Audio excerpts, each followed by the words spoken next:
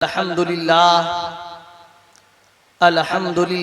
वहदह वस्सलातु वस्सलामु अला मन ला नबिय्य बअदह व अला आलिहि व अस्हाबिहि व मन तबिअहुम बि इहसान इला यौमिद्दीन। अम्मा बअद फ़अऊज़ु बिल्लाहि मिनश शैतानिर रजीम। बिस्मिल्लाहिर रहमानिर रहीम। लक़द कान लकुम फ़ी रसूलिल्लाहि उस्वतुन हसना। आमन्तु बिल्लाहि सदक़ल्लाहुल अज़ीम व बल्लगना रसूलुहुल करीम व नहनु अला ज़ालिका लमिनश शाहिदीन वश्शाकिरीन वल्हम्दुलिल्लाहि रब्बिल आलमीन। गौसे आज़म बमने बेसरो सामा मददे क़िबले दी मददे काबे ईमां मददे सरवरा शाहा करीमा दस्तगीरा अशरफा सरवरा शाहा करीमा दस्तगीरा अशरफा हुर्मते रूहे पयंबर यक नजर कुन सुए माँ हुर्मते रूहे पयंबर यक नजर कुन सुए माँ हैदरियम कलंदरम मस्तम हैदरियम कलंदरम मस्तम बंदे मुर्तदा अली हस्तम पेशवाए तमामे रिंदानम पेशवाए तमामे रिंदानम के सगे कुए शेरे यज़दानम के सगे कुए शेरे यज़दानम। अजीज़ान मिल्लत इस्लामिया, बहुत ही मसरत व शादमानी और इंबिसात की बात है कि जनाब मस्तान साहब और उनके दूसरे तमाम भाइयों ने अपनी वालदा मरहुमा खैरुन निसा और अपने बिरादरे अकबर बड़े भाई हाजी अब्दुल गफ्फार साहब की इसाले सवाब के लिए आज की इस नूरानी और इरफानी बज़्म का इनेकाद किया। अल्लाह तबारक व ताला अपने महबूब के सदक़े में उन तमाम मरहुमीन, इनके ख़ानदान के जुमला मरहुमीन मरहुमात के अल्लाह मग़फ़िरत फरमाए और जो लोग हाजिर है अल्लाह तबारक व ताला हम तमाम हाजिरीन के मरहुमीन मरहुमात के अल्लाह मग़फ़िरत फरमाए और इस जलसे को हम तमाम के लिए ज़रिए नजात बनाए। मैं बस मुख्तसर वक्त के लिए आपके सामने हाजिर हुआ हूँ, लेकिन कुछ बातें दिल की बात बयान करने आया हूँ। आज दिल से जो बात निकलती है असर रखती है। अल्लामा इकबाल ने कहा था, दिल से जो बात निकलती है असर रखती है, पर नहीं ताकते परवाज मगर रखती है। तो अजीज़ान मिल्लत इस्लामिया, आज का ये तकरीब सईद बनामे फैजाने पंजतन पाक, और मैंने उसी मुनासिबत से कुरान मुकद्दस की बहुत ही मशहूर और मारूफ आयत करीमा का एक आधा सा टुकड़ा मैंने आपके सामने तिलावत करने का शरफ हासिल किया। मैं आज बताना ये चाहता हूं कि अल्लाह तबारक व ताला कुरान करीम में क्या इरशाद फरमा रहा है। इंशाअल्लाह अज़्ज़ा व जल गुफ्तगू के आगाज से पेशतर आइए हम और आप सब अकीदत और मोहब्बत के साथ एक मर्तबा नबी और आले नबी जुमला अइम्मा-ए अतहार की मुकद्दस बारगाह में दुरूद शरीफ का नज़राना अकीदत पेश करें। पढ़े बावाज़े बुलंद, अल्लाहुम्मा सल्ली अला सय्यिदिना व मौलाना मुहम्मदिन व अला आलि सय्यिदिना मुहम्मदिन बिअददि कलिमातिल्लाहि ताम्मा।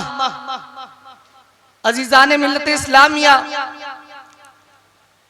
अल्लाह के रसूल सल्लल्लाहु अलैहि वसल्लम ने इरशाद फरमाया, अद्दिबू औलादकुम अला सलासी खिसालिन। मेरे आका करीम ने आज से 1400 साल पहले वालिदैन को, मुखातब कौन थे, मुतकल्लिम कौन था, मेरे आका करीम अलैहिस्सलातु वत्तस्लीम अपने सहाबा के दरमियान इरशाद फरमा रहे हैं कि ऐ सहाबा, तुम्हारी मोहब्बत में तो कोई शक नहीं, तुम अपना तन मन धन सब मुझ पर लुटाने के लिए तैयार हो, लेकिन आने वाली नस्लें, कयामत तक आने वाली नस्लों को, जो तुम्हारी नस्लें आएंगी, नस्ल जो आएंगी, उन्हें 3 चीजें जरूर सिखा देना। हुजूर ने फरमाया, आपकी मोहब्बत में कोई शक नहीं, आप मुझसे और मेरे अहले बैत से मोहब्बत करते हो, लेकिन आने वाला जमाना ऐसा आएगा कि किसी के दिलों में हुब्बे अहले बैत की बजाय बुग़्ज़े अहले बैत हो, या कोई उनके मुतालिक किसी किस्म की कजी हो। तो सरकारे करीम ने इरशाद फरमा दिया, ईमान की तकमील उसी वक्त हो सकती है जब तक हुब्बे अहले बैत ना हो। बगैर हुब्बे अहले बैत की ईमान की तकमील नहीं। सरकार ने इरशाद फरमाया, गौर से सुने, सरकार ने इरशाद फरमाया, अद्दिबू औलादकुम अला सलासति खिसालिन, अपने बच्चों को 3 बातें सिखाना। पहला नंबर, हुब्बा नबीयकुम, अपने नबी से मोहब्बत करना सिखा देना। इंशाअल्लाह मैं बताऊंगा कि सहाबी किस कदर नबी से मोहब्बत करते थे। बस इसी हदीस की तर्जुमानी और इसी हदीस की तशरीह करके मैं आपसे रुखसत हो जाऊंगा। अल्लाह के रसूल ने फरमाया, हुब्बा नबीयकुम, अपने नबी की मोहब्बत उनके दिलों में रचा बसा दो, इस कदर बसा दो कि उनके रगों में सैरायत करे हुब्बे नबी। और दूसरे नंबर पर इरशाद फरमाया, वहुब्बा अहले बैती ही, और उनके अहले बैत की मोहब्बत, यानी नबी से मोहब्बत करना सिखा दो और उनके अहले बैत से मोहब्बत करना सिखा दो। अब मैं थोड़ी देर के लिए आपको दूसरी तरफ लाता हूं कि नबी जिस तरह जब जाहिरी जिंदगी में आप थे, चल फिर कर रहे थे, आप अपनी जाहिरी हयाते ताहिरा, हयाते जाहिरा में जब तक मौजूद थे तो सहाबा ने तो आप पर अपनी जान कुर्बान की। लेकिन आपके बादे विसाल कुछ लोगों का अकीदा ऐसा है कि नबी से बादे विसाल जो है हम उनसे कुछ नहीं मांग सकते। इंशाअल्लाह मैं उसे ही बताना चाहता हूं। बादे विसाल इस वाक़ये को अल्लामा इब्ने कसीर ने बिदाया व निहाया में जिक्र किया है, अल्लामा इब्ने कुदामा ने मुगनी में जिक्र किया है, और बहुत से मुहद्दिसीन ने इस वाक़ये को जिक्र फरमाया है। और इस वाक़ये के चश्मदीद जो रावी हैं, उतैबा, उतबी नाम था उनका, फरमाते हैं, कुन्तु जालिसन इंदा रसूलिल्लाहि सल्लल्लाहु अलैहि वसल्लम, सरकार विसाल फरमा गए, आप इस जाहिरी जिंदगी से आप पर्दा फरमा गए। फरमाते हैं कि मैं अल्लाह के रसूल सल्लल्लाहु अलैहि वसल्लम के करीब बैठा था, रोज़े रसूल के करीब बैठा था। जा आराबी, एक आराबी, एक देहाती सहाबी रसूल हुजूर की बारगाह में हाजिर हुए और फरमाया, या रसूल अल्लाह, समय तो मैंने सुना है कि अल्लाह रब्बुल इज्जत ने इरशाद फरमाया, वलौ अन्नहुम यज़लमू अनफुसहुम जाऊक फस्तगफरुल्लाह वस्तगफर लहुमुर रसूल लवजदुल्लाह तव्वाबर रहीमा। या रसूल अल्लाह, मैंने सुना है कि रब तबारक व तआला ने इरशाद फरमाया, अगर वो लोग अपनी जानों पर जुल्म कर ले और जुल्म करने के बाद अपने गुनाहों की मुआफी तलाफी के लिए अगर ए अल्लाह, अगर वो खुदा की बारगाह में हाजिर हो और रसूल को अपना शफी बना ले, रसूल के जरिए अपनी शफाअत करवाए, हुजूर को अपना सिफारिशी बना ले। अगर हुजूर उनकी सिफारिश कर दे तो यकीनन बिल यकीन अल्लाह को वो मुआफ करने वाला पर पाएगा। थोड़ी देर के लिए मैं रोकना चाहता हूं। वो सहाबी रसूल थे, उन्होंने कहा या रसूल अल्लाह, इतना कहना था। और उसके बाद जो शेर कहा है ना, गौर से सुने आप, जो शेर कहा है उस आराबी ने, आज भी मदीना मनव्वरा रौज़े रसूल के सुतून में वो शेर लिखे हुए, सुतून में भी आज भी लिखा हुआ है। निकाल दे उसको सऊदी गवर्नमेंट। वो क्या है? जज़ाकल्लाह। सुनिए वो शेर क्या है। वो शेर, वो आराबी कहता है, या खैर मन दुफिनत बिलक़ाई आज़महू, ए वो अजीमुल मर्तबत शख्सियत जिनके मुकद्दस आज़ा इस सरजमीन में मदफून है। उनका अकीदा, सहाबी का अकीदा देखो। वो अजीमुल मर्तबत जात, वो अजीमुल मर्तबत हस्ती जो इस जिनके मुकद्दस बदन, जिनका मुकद्दस जिस्म अतहर इस सरजमीन में मदफून है। फरमाते हैं फताबा मिन तीबिहिन्नल क़ाउ वल अक़बू, जिनकी मुकद्दस जिस्म अतहर की बरकत से इस सरजमीन के जर्रे जर्रे मुअत्तर और पाकीज़ा हो गए। और यही नहीं बल्कि बाद में आगे दूसरा शेर फरमाते हैं वो सहाबी इश्क रसूल में डूबकर कि नफ्सिल फिदाओ लिक़ब्रिन अंता साकिन, या रसूल अल्लाह मेरी जान आप पर कुर्बान हो, क्या आप इस सरजमीन में आराम फरमा है। मेरी जान आप पर कुर्बान। आज भी मौज़े रसूल के सुतून पे यह शान लिखे हुए हैं। जो हाजी है गौर कर ले, वरना सर्च करने वाले सर्च कर सकते हैं। आज भी है। फरमाते हैं वो सहाबी रसूल कि या रसूल अल्लाह नफ्सिल फिदा, नफ्सी फिदाउल लिक़ब्रिन अंता साकिनुहु, कि या रसूल अल्लाह मेरी जान और माल आप पर कुर्बान हो, क्या आप इस सरजमीन में मदफून हैं, आप इस सरजमीन में जलवागर हैं। फीहिल अफ़ाफ़ व फीहिल जूद वल करम, इसी सरजमीन की बरकत से शर्फो बुजुर्गी और मजद है, इसी सरजमीन की बरकत से जूदो सखा है। आप सरापा जूदो सखा हैं, आप सखावत के मंबा और चश्मा हैं।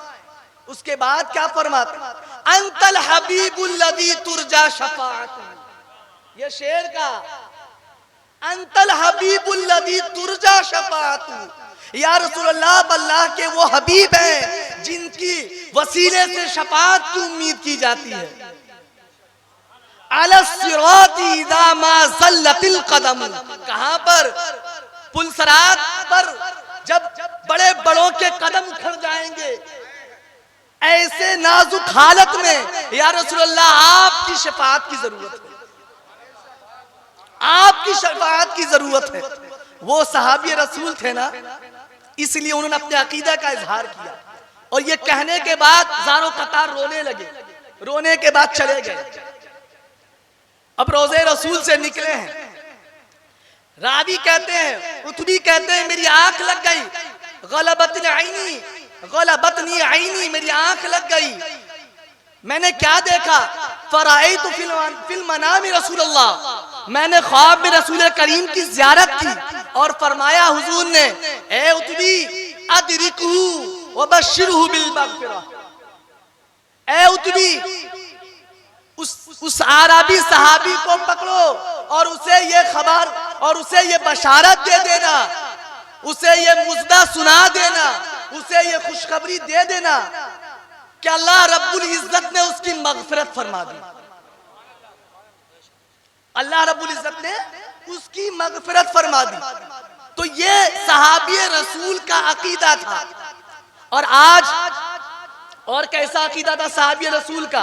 आज हम लोग कुछ मज़ार पे जाते हैं, मज़ारात पे जाते हैं, तो अकीदत की वजह से, मोहब्बत में लबरेज होकर और अकीदत की वजह से जबी साई करते हैं, सजदा नहीं कहते, सजदा नहीं करते उसको, जबी साई करते, अपनी पेशानियों को उनके कदमे मुबारक पर रखते हैं। आओ इस वाक़े को भी हदीस की रोशनी से समाप्त करें। इस हदीस को हजरत तलाश करते करते 15 दिन गुजर गए। हदीस का नोट तो मालूम था ये हदीस फला किताब में है, लेकिन बिल्कुल उस हदीस को कोट करने के लिए अल मकतबतुश शामिला को मैंने कह दी उसको खंगाला। और वो हदीस की कौन सी किताब है? मुस्नद इमाम अहमद बिन हंबल, जिन्होंने तकरीबन 40,000 हदीसें जिक्र की है, 40,000 हदीसें उस मुस्नद में जिक्र किया है। और क्या है, फरमाते हैं कि एक दिन अकबला मरवान व यौमन, एक दिन मरवान आया, फवजदा रजुलन वादिअन वजहहु अलल कब्री, मरवान आया, बनी उमैया का एक शख्स था मरवान, उसने देखा कि एक शख्स रोज़े रसूल पर आया और अपना चेहरा, फवजदा रजुलन वादिअन वजहहु अलल कब्री, एक शख्स को देखा कि उसने अपने चेहरे को, अपने पेशानी को, अपने रुखसार को कब्र अनवर पे रखा हुआ है। नोट करें भाई, मुस्नद इमाम अहमद बिन हंबल में है ये, अपने पेशानी को रखा है कब्र में। उसने क्या कहा? अतदरी मादा तस्ना, तुम जान रहे हो क्या कर रहे हो तुम? तुरबते रसूल में आकर तुम क्या कर रहे हो, तुम्हें पता भी है? बहुत प्यारा जुमला कहा था। अब वो शख्स कौन थे? हदीस के अल्फाज हैं, फ़अक़बला अलैहि, फिर वो और अंदर आया, रोज़े रसूल के और करीब हुआ, फ़इज़ा हुआ अय्यूब, अबू अय्यूब रज़ियल्लाहु ताला। तो वो शख्स जिन्होंने अपने रुखसारे मुबारक को कब्र अनवर पे रखा था, वो सहाबी रसूल हज़रत अबू अय्यूब अंसारी थे।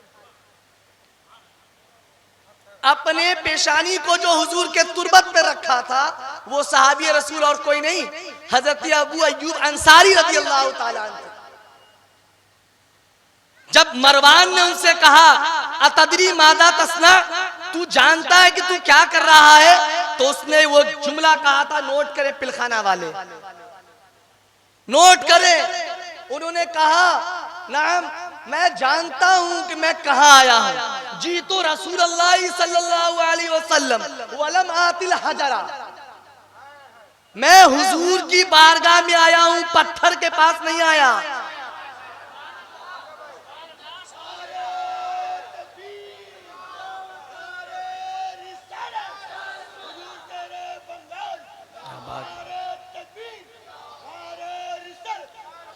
क्या फरमाया? साहबी रसूल ने जवाब दिया, ये अकीदे की बात है। अबू अय्यूब बता रहे हैं, वहीं से जवाब दिया कि जी तो रसूलुल्लाह सल्लल्लाहु अलैहि वसल्लम, मैं रोज़े रसूल पर आया हूं, मैं होशो हवास में हूं, मैं किसी पत्थर के सामने और किसी पत्थर की मूर्ति के सामने नहीं आया। वलम आतिल हजरा, मैं पत्थर के पास नहीं आया हूं। तेरा अकीदा है कि नबी मरकर मिट्टी में मिल गए, तेरा अकीदा है कि नबी मरकर मिट्टी में मिल गए, हमारा अकीदा नहीं है। कयामत तक जो है आशिकाने गौसो खाजा और नबी के दीवाने कयामत तक हुजूर की तुरबत से फैज़याब होते रहेंगे।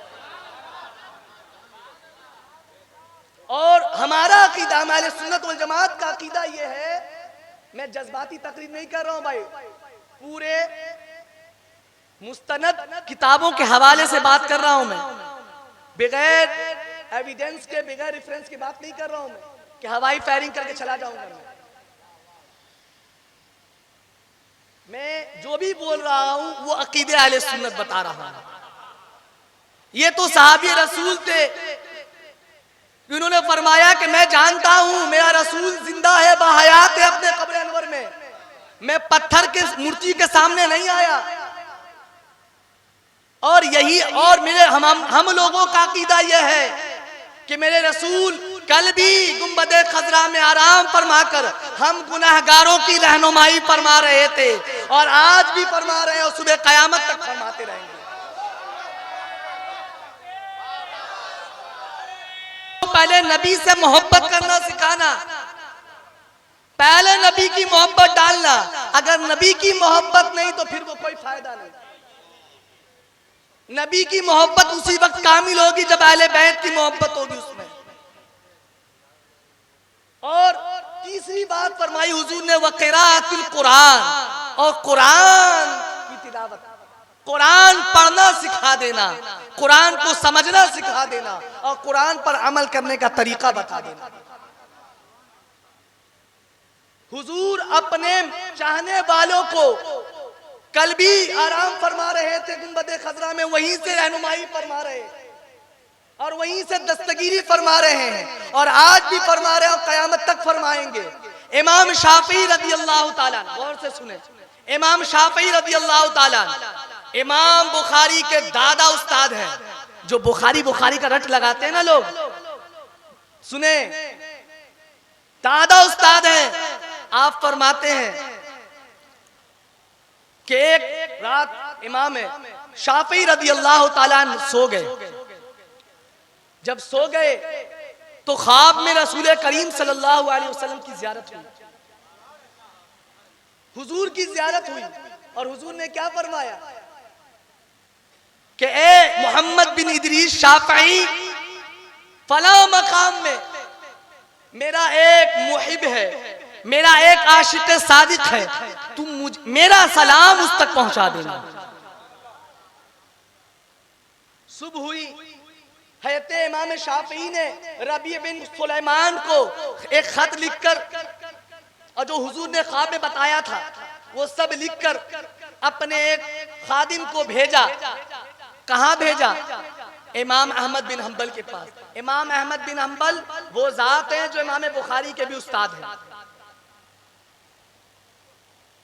इमाम अहमद बिन हंबल ऐसे आशिक रसूल थे, ऐसे आशिक रसूल थे कि उनके जमाने वाले उनकी इमामत पर, उनकी मुजद्दिदियत पर, उनकी इज्तिहाद पर मुत्तफिक थे। तकरीबन 40 लाख से ज्यादा हदीसें उनको याद थी। इमाम शाफई ने जब उस रबी बिन सुलेमान को खत लिखकर भेजा, गौर से सुने, इसमें वाकया अकीदा अहले सुन्नत है भाई। खत लिखकर भेजा, जब वो गए और इमाम अहमद बिन हंबल की बारगाह में पेश कर दिया। वो खुद कहते हैं फदफअतु इलैहि, मैंने वो खत इमाम अहमद बिन हंबल के पास पेश कर दिया। इमाम अहमद बिन हंबल ने कहा अक़राता हाज़ा, क्या तुमने इसे खोलकर पढ़ा भी है? ये खत जो लेकर आए हो, इस खत को खोलकर पढ़ा भी है? फरमाया ला, मैंने खोलकर नहीं पढ़ा। इमाम अहमद बिन हंबल ने वो खत लिया, खत लेने के बाद उस खत को पढ़ा। पढ़ने के बाद जो कैफियत तारी हुई, फदमात आइनाहु, वो रोने लगे, उनकी आंखें अश्कबार हो गई। तो जो रबी बिन सुलेमान थे उन्होंने कहा कि माफी, इस खत में क्या है, आप क्यों रो रहे हैं? आखिर ऐसी कौन सी बात है जो आप रोने लगे? तो इमाम अहमद बिन हंबल ने फरमाया युज़करु अन्नहु रआ रसूलुल्लाह सल्लल्लाहु अलैहि वसल्लम फिल मनाम। इस खत में यह है, इमाम शाफी ये कहते कि उन्होंने फला रात हुजूर करीम सल्लल्लाहु अलैहि वसल्लम को ख्वाब में देखा, हुजूर की ज़ियारत की है। सुने गौर से, हुजूर की ज़ियारत की और ज़ियारत करने के बाद आगे फरमाते हैं कि हुजूर ने फरमाया वक़रा अलैहि मिन्नी सलाम, और मेरी तरफ से उसके पास यानी इमाम अहमद बिन हंबल को मेरा सलाम कह देना। कौन कह रहे भाई? कौन कह रहे? सरकार फरमा रहे मेरा सलाम इमाम अहमद बिन हंबल को पहुंचा देना। और उसके बाद क्या जुमला का नोट करें, जो लोग कहते हैं हुजूर मरकर मिट्टी में मिल गए, इमाम अहमद बिन हंबल के साथ जो ज्यादती हुई है वो सन 217 के बाद हुई है, क्योंकि 212 हिजरी में वो खल्क़े कुरान का मसला उठा। 5 साल तक तो मामून रशीद कशमकश में रहा।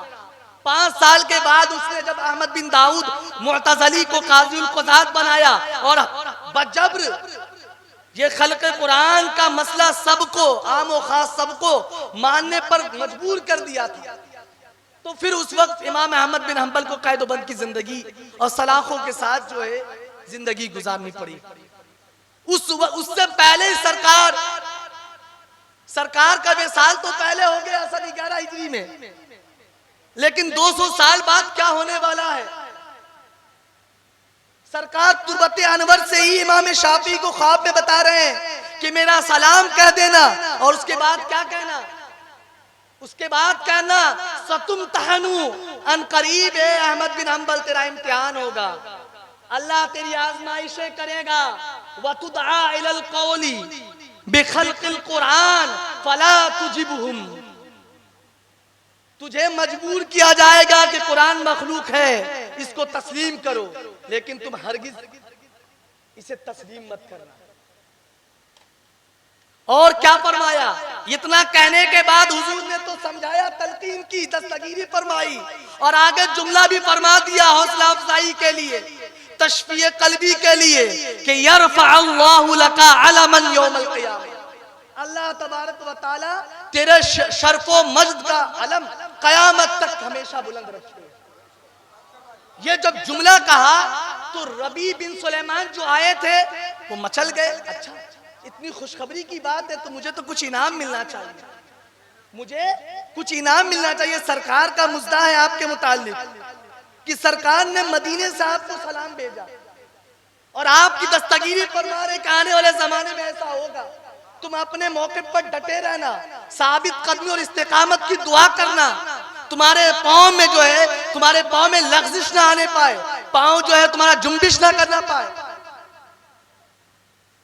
तो जो कासिद लेकर खत आया था उसने कहा हुजूर हलावतल बशारत, मुझे भी कुछ इनाम हो जाए, कुछ नवाजिश हो जाए, इतनी बड़ी खुशखबरी है। उस वक्त इमाम अहमद बिन हंबल ने अपना जुब्बा पैराहन मुबारक उतारा। इस वाक़े को इमाम इब्ने जौज़ी ने भी जिक्र किया, वो नाक़िदीन हदीस में से, इतने बड़े नक़ाद इस हदीस को जिक्र किया फी मनाक़िब इमाम अहमद बिन हंबल में। आपने वो जुब्बा पैराहन मुबारक निकाला और निकाल दे दिया, वो खुशी खुशी ले लिए और लेकर आए इमाम शाफी के बाद। गौर से सुने, इमाम शाफी के पास आए, इमाम शाफी से कहा फ़अख़बर तू, सारी बातें जो किस्सा वहां हुआ इमाम अहमद बिन हंबल के पास सारा माजरा इमाम शाफी को सुना दिया और फरमाया कि उन्होंने मुझे ये खुशी में ये मुझे पैराहन निकाल कर दिया। तो इमाम शाफी उस्ताद हैं, इमाम शाफी उस्ताद हैं, लेकिन देखिए कुर्बान जाए इमाम शाफी ने क्या जुमला कहा, क्या फरमाया, इन्नी लस्तु अफ़ज़अुका फी, मैं तुझसे ना तो तोहफतन ना कीमतन तुझसे उस जुब्बे को तलब करता हूँ कि मुझे वो जुब्बा दे दे जो इमाम अहमद बिन हंबल ने तुझे दिया, मैं नहीं मांगता तुझसे वो जुब्बा। तो फिर जुमला नोट करें, फरमाया लाकिन बुल्लहु बिल मा, इस जुब्बे पर को पानी से तर कर दे और तर करने के बाद उसका चंद कतरा मुझे दे दे। क्या कहा, आज जाते ना हम लोग मज़ारात पे, कोई संदल लगाता है तो कोई इस पर कहता है,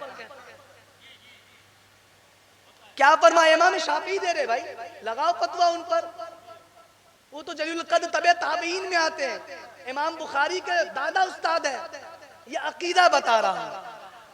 क्या फरमाया, मुझे जुब्बा नहीं चाहिए, जुब्बा तो इनाम है ना, तोहफा कोई देता तो उसका लेना नहीं चाहिए।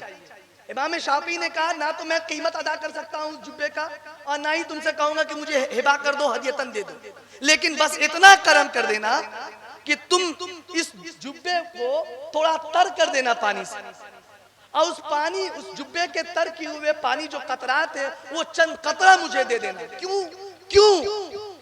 देखे इमाम शाफी का अकीदा, फरमाते ताकि हत्ता अतबर्रकु बिही, ताकि मैं इससे बरकत हासिल करता हूं।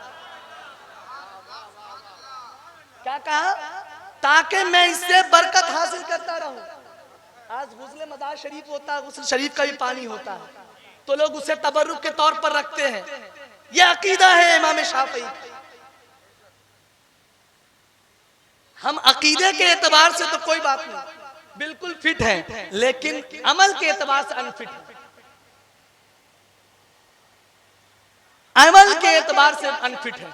मैं असल मुद्दा की तरफ आ रहा हूं। अब ये सारे वाकयात मैंने इसलिए आपको गोश गुजार किया कि अकीदा हमारा जो है वही अकीदा है जो 1400 साल पहले से आ रहा है, जो ताबीन का है, तबे ताबीन का है, अइम्मा मुज्तहिदीन का है, लेकिन हम उनके रविश पे नहीं है।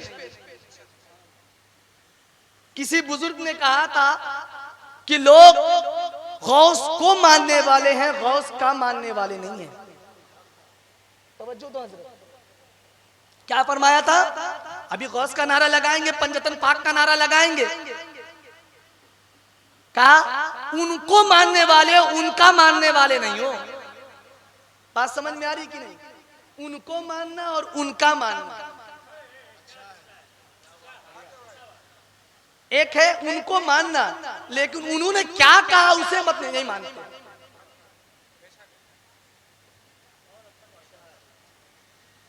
उनको मानते हैं दिलो जान से, बस अपने मतलब के लिए। जब कोई मुसीबत में घिरेंगे तो तुरबत पे हाजिर देंगे, दें, बिल्कुल जरूरी है। बुजुर्गों की बारगाह से फैज मिलता है।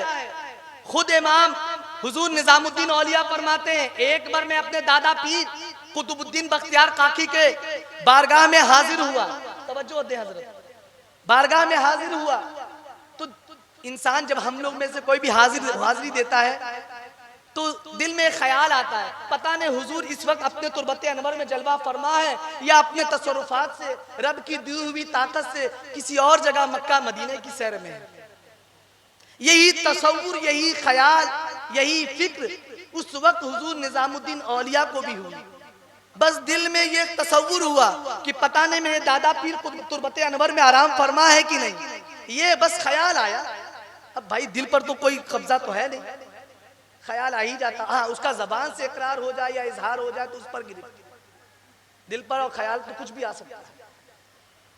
कहते हैं बस मेरा ये ख्याल आया और मैं उसी वक्त जो ही कुतुबुद्दीन बख्तियार काकी रज़ी अल्लाह ताला अन्हु की तुरबत में हाजिर दिया तो गैब से एक आवाज मेरे कानों में आई, कुछ अशार आए जिसका ये मफहूम था कि अगर कोई बंदा सादिक, कोई बंदा आशिक़े सादिक, कोई पक्का और सच्चा मुहिब अगर अकीदत और मोहब्बत के साथ, खुलूस के साथ अगर मेरे तुरबत पर या किसी भी वली के आस्थाने पर हाजिरी देता है तो वो तो अपने जिस्मानी कुव्वत के साथ आता है, हम अपनी पूरी रूहानी कुव्वत के साथ हाजिर होते हैं।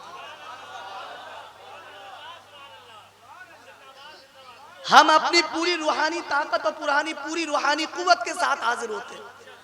कहने का मतलब यह है कि हम अकीदे के एतबार तो सब सही है, लेकिन अमल के एतबार से बहुत आरी है। ये इसाले सवाब की महफिल है।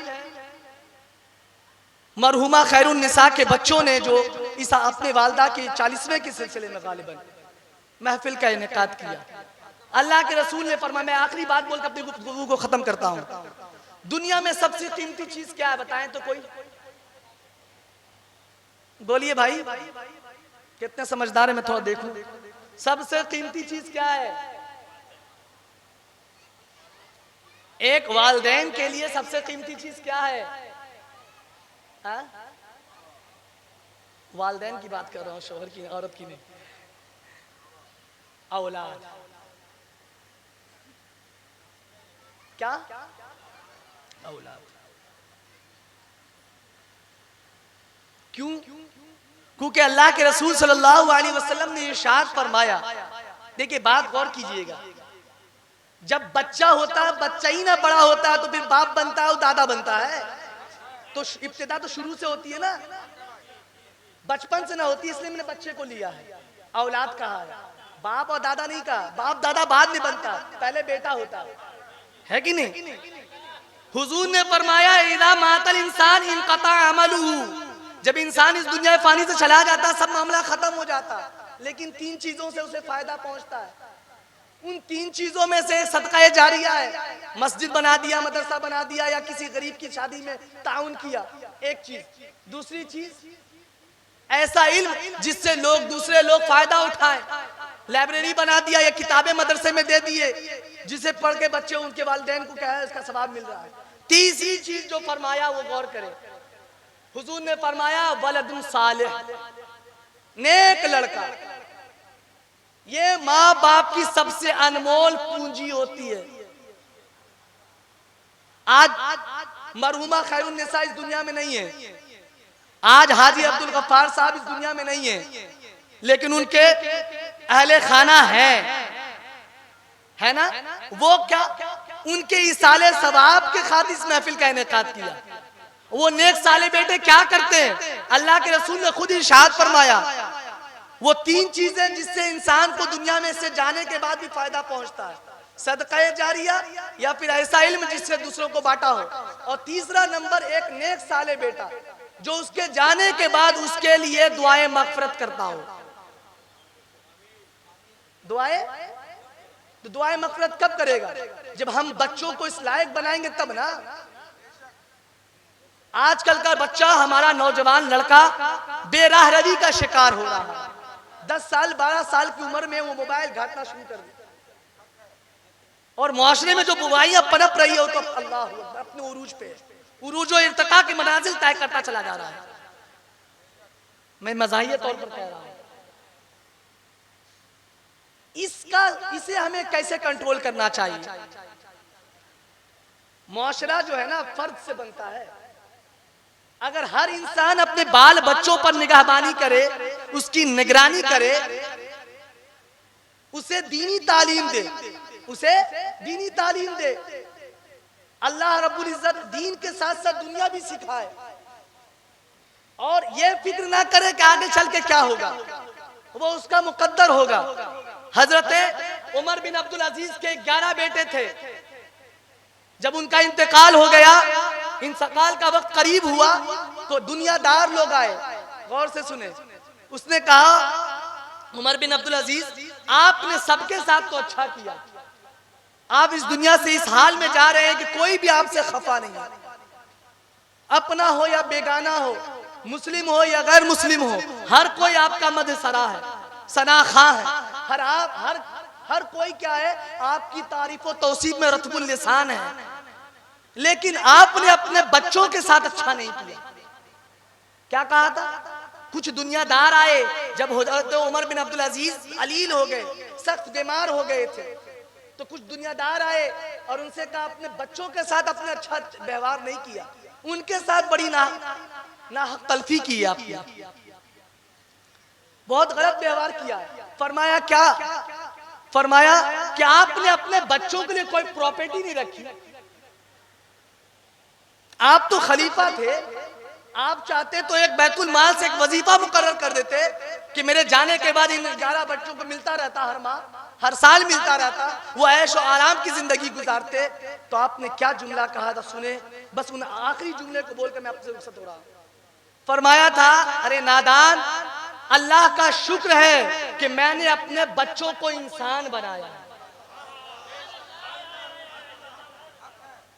मैंने अपने बच्चों को इंसान बनाया है, बाकी उसकी किस्मत का मामला तो खुदा के हाथ में है। क्योंकि आदमी सब कुछ हो सकता, आलिम हो सकता, मुफ्ती हो सकता, मुहद्दिस हो सकता, मुहक्किक हो सकता, डॉक्टर, इंजीनियर, सब कुछ हो सकता, लेकिन अगर वो एक अच्छा इंसान नहीं है तो कुछ नहीं। आज हमारे अंदर से इंसानियत ही खत्म है। हम अपने ऐशो आराम के लिए अपने घरों में एसी तो लगाते हैं, लेकिन अपने गरीब पड़ोसियों का ख्याल नहीं करते कि एसी का जो गर्म हवा वो किसके पास जाए। अपने आराम के लिए तो मस्त है, हमको लगना चाहिए एयर कंडीशन में कोई भी हो, लेकिन अपने गरीब पड़ोसी का एहसास नहीं करते कि उसकी भी तो दिल आजारी हो रही है ना, उसको तकलीफ हो रही कि नहीं हो रही। लेकिन आप ताकतवर हो, उसको दबा दोगे अपनी ताकत के जरिए। यकीन जानो आप बहुत बड़े मुत्तकी नहीं बन सकते। आप अपने बजाय नमाजी तो हो सकते, हाजी तो हो सकते, सब कुछ हो सकते, लेकिन एक अच्छा इंसान नहीं बन सकते। जब तुम्हारा पड़ोसी तुम्हारी वजह से एजा रसानी का शिकार हो रहा है तो अल्लाह तबारक व तआला तुम्हारी हुकूकुल इबाद में गिरफ्त फरमाएगा। आज हमारे मुआशरे में इन सारी चीजों की कमी है। अपने आराम की फिक्र करते हैं, दूसरे की तकलीफ की कोई ख्याल नहीं। अपने आराम की फिक्र करते हैं, चाहे दूसरा भाड़ में जाए। यही वजह है कि जब बच्चे होते वो देखते हैं मुआशरे में ऐसे आंखें खोलते तो फिर वो भी बेरारवी का शिकार होता है और वो भी वो भी अपने बाप के नक्शे कदम पर चलता है। क्योंकि एक लफ्ज है अरबी का मकूला, अल वलदु सिर्रुल लिअबी, बच्चा अपने बाप का हमराज होता है। जैसे बाप चचा होंगे ना, बाप चचा अगर शेर है तो बेटा सवा शेर होगा। आज जनाब मरहूम अब्दुल गफ्फार साहब और मरहूमा खैरुन्निसा, इन्होंने कुछ तो अच्छा नेक काम किया होगा कि इनके जाने के बाद इनके बच्चे लोग इसाले सवाब की महफिल का इनेकाद किया और इन उलमाए इकराम को मदऊ फरमाया। इनके नूरानी और हक्कानी बयान से आप मुस्तफीज हो रहे हैं और इंशाअल्लाह मेरे बाद भी होंगे। अल्लाह से दुआ करो और कम अज कम इतना करो कि अपने बच्चों का साइड सही से ना उसको गाइड करो। क्योंकि दीनी नॉलेज ना होने की वजह से हमारे आज मुआशरे की बेटियां गैरों के साथ भाग रही है, गैरों के साथ भाग रही है। भाई आप अपने आप को हुसैनी कहते हो लेकिन किरदार तो कुछ हुसैनी जैसा नहीं। मैंने कहा ना, जबान सिर्फ नारा लगाने से नहीं। अब कड़वी बात बोल रहा हूं, थोड़ा बुरी लगेगी। हुसैनी किरदार बनाओ तो तुम्हारे किरदार से समझ में आए कि कोई हुसैनी जा रहा है। सिर्फ जबानी दावे करने से कि हम हुसैनी है, हम पंजतन पाक के दीवाने, ऐसा नहीं। अपना अमल ऐसा बनाओ, अपना कैरेक्टर ऐसा बनाओ कि दूसरे देखकर आपसे मुतासिर हो जाए, इंप्रेस हो जाए। अल्हम्दुलिल्लाह बहुत से लोग ऐसे हैं जो अपने बच्चों की परवरिश पर, क्योंकि याद रखो आपका सबसे कीमती अनमोल है। आखिरी बात में जुमला जो बोल रहा हूं, सबसे कीमती जो तोहफा है वो सारी दौलत तुम्हारी यही रह जाएगी। तुमने बैंक बैलेंस किया है वो भी नहीं जाएगा खबर में। तुमने कुछ भी हाड़ी बाड़ी गाड़ी जो खरीदा है, जो भी कुछ लिया है, प्रॉपर्टी बनाया, कुछ नहीं जाएगा। एक प्रॉपर्टी से तुमको फायदा होगा। गौर से सुने पिलखाना के नौजवान, तुम्हारी सारी प्रॉपर्टी यही रह जाएगी, लेकिन एक प्रॉपर्टी है, तुम्हारी एक जायदाद है। अगर तुमने उसकी सही से नशोनुमा की हो, सही से तरबियत की हो, तो यहां भी तुमको उसका फायदा मिलेगा और कब्र में जाने के बाद भी फायदा मिलेगा। वो क्या है? वो औलाद की शक्ल में है। इसलिए अपने बच्चों को दीनदार बनाओ। दुनियावी इल्म दो लेकिन साथ साथ उसे दीन का भी नॉलेज दो। उसे खाने पीने और इस्लामी सांचों पे ढाल दो। हराम और हलाल की तालीम दो। उसके लिए अपने उलमा की सोबत इख्तियार करो, आलिम रब्बानी की मजलिसों को इख्तियार करो, तो अल्लाह तबारक व तआला आपके अंदर भी दीनदारी पैदा फरमाएगा और आपके बाल बच्चों के अंदर भी। दूसरी बात, लोग कहते हैं कि मुकद्दर में जो रब ने लिख दिया वो तुमको मिलकर रहेगा, कोई उसको मिटा नहीं सकता। जितना लिखा है वो मिलकर रहेगा। बस तुम एक अच्छा इंसान बन जाओ, एक अच्छा बेटा बना लो, एक अच्छी औलाद की नशोनुमा करो, फिर आराम करना, दुनिया में भी आराम करना, मरने के बाद तो तुमको ऐसे ही मिलेगा। अल्लाह तबारक व तआला हम सबको अपने महबूब के सदक़े में दीने मतीन पर सुनने से ज्यादा अमल की तौफीक अता फरमाए। हुजूर के उसवे हसना पर चलने की तौफीक अता फरमाए। अकीदे के एतबार से हम तो फिट है लेकिन अमल के एतबार से अनफिट है, तो जरूरत है हमें अमल के मैदान में आना होगा। दीनदारी पैदा करो, अपने बच्चों के अंदर दीनदार बनाओ। इंशाअल्लाह अल्लाह ताला तुम्हें यहाँ भी कामयाब बनाएगा और आखिरत में भी कामयाबी अता फरमाएगी।